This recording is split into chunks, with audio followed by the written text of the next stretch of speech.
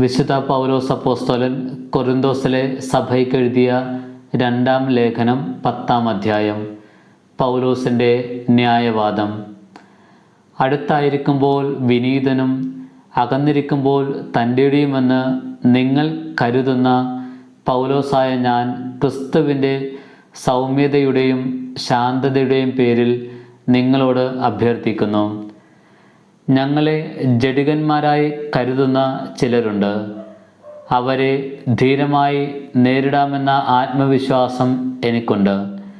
എന്നാൽ നിങ്ങളുടെ അടുത്ത് വരുമ്പോൾ എൻ്റെ ധൈര്യം പ്രകടിപ്പിക്കാൻ ഇടവരുത്തരുതേ എന്ന് അഭ്യർത്ഥിക്കുന്നു.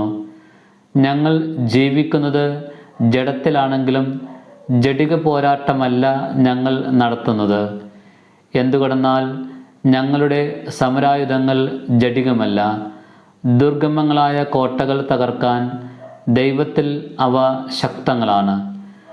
ദൈവത്തെപ്പറ്റിയുള്ള അറിവിനെതിരായ വാദമുഖങ്ങളെയും ഔദത്യപൂർണമായ എല്ലാ പ്രതിബന്ധങ്ങളെയും ഞങ്ങൾ തകർക്കുകയും ക്രിസ്തുവിനെ അനുകരിക്കേണ്ടതിന് എല്ലാ ചിന്താഗതികളെയും കീഴ്പ്പെടുത്തുകയും ചെയ്യുന്നു. നിങ്ങൾ പൂർണ്ണമായി അനുസരിക്കുന്നവരായതിനു ശേഷം അനുസരിക്കാത്തവരെ ശിക്ഷിക്കാൻ ഞങ്ങൾ സന്നദ്ധരായിരിക്കുകയാണ്. നിങ്ങൾ കൺമുൻപിലുള്ളത് കാണുക. ആരെങ്കിലും താൻ ക്രിസ്തുവിനുള്ളവനാണെന്ന് ദൃഢമായി വിശ്വസിക്കുന്നെങ്കിൽ ഞങ്ങളും അവനെപ്പോലെ ക്രിസ്തുവിനുള്ളവരാണെന്ന് മനസ്സിലാക്കിക്കൊള്ളട്ടെ.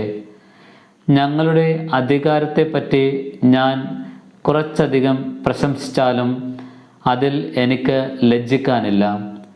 നിങ്ങളെ പടുത്തുയർത്താനാണ്, നശിപ്പിക്കാനല്ല കർത്താവ് ഞങ്ങൾക്ക് അധികാരം നൽകിയിരിക്കുന്നത്.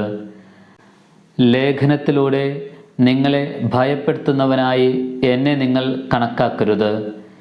എന്തെന്നാൽ ചിലർ പറയുന്നു, അവൻ്റെ ലേഖനങ്ങൾ ഈടുറ്റതും ശക്തവുമാണ്. എന്നാൽ അവൻ്റെ ശാരീരിക സാന്നിധ്യം അശക്തവും ഭാഷണം മനസ്സിലേശാത്തതുമാണ്. അകലെയായിരിക്കുമ്പോൾ ലേഖനത്തിലൂടെ പറയുന്നത് തന്നെയാണ് അടുത്തായിരിക്കുമ്പോൾ ഞങ്ങൾ പ്രവർത്തിക്കുന്നത് എന്ന് ഇക്കൂട്ടർ ധരിക്കട്ടെ.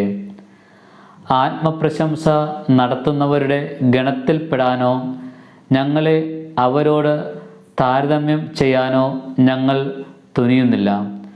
പരസ്പരം അളക്കാനും തുലനം ചെയ്യാനും സാഹസപ്പെടുന്ന വിഡ്ഢികളാണ് അവർ. ഞങ്ങൾ അതിരുകടന്ന് ആത്മപ്രശംസ ചെയ്യുകയില്ല.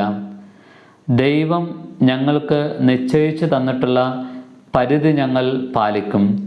ആ പരിധിയിൽ നിങ്ങളും ഉൾപ്പെടുന്നു. നിങ്ങളുടെ അടുത്ത് എത്തിയിട്ടില്ലാത്തവരെ പോലെ കയ്യെത്തിച്ചു പിടിക്കാൻ ഉദ്യമിക്കുകയല്ല. ക്രിസ്തുവിൻ്റെ സുവിശേഷവുമായി നിങ്ങളുടെ അടുത്ത് വന്നത് ഞങ്ങളാണല്ലോ. അന്യരുടെ പ്രയത്നങ്ങളുടെ ഫലം സ്വായത്തമാക്കി അതിരു കവിഞ്ഞ് അഹങ്കരിക്കുന്നവരല്ല ഞങ്ങൾ. നിങ്ങളുടെ വിശ്വാസം വർദ്ധിക്കുന്നതിനനുസരിച്ച് നിങ്ങളുടെ ഇടയിൽ ഞങ്ങളുടെ അധികാരമണ്ഡലം പൂർവോപരി വികസിക്കുമെന്നാണ് ഞങ്ങളുടെ പ്രത്യാശ. അപ്പോൾ അന്യൻ്റെ വയലിൽ ചെയ്ത ജോലികളെപ്പറ്റി പ്രശംസിക്കാതെ നിങ്ങൾക്കപ്പുറമുള്ള സ്ഥലങ്ങളിൽ സുവിശേഷം പ്രസംഗിക്കാൻ ഞങ്ങൾക്ക് കഴിയും. അഭിമാനിക്കുന്നവൻ കർത്താവിൽ അഭിമാനിക്കട്ടെ. എന്തെന്നാൽ തന്നെ പ്രശംസിക്കുന്നവനല്ല, കർത്താവ് പ്രശംസിക്കുന്നവനാണ് സ്വീകാര്യൻ.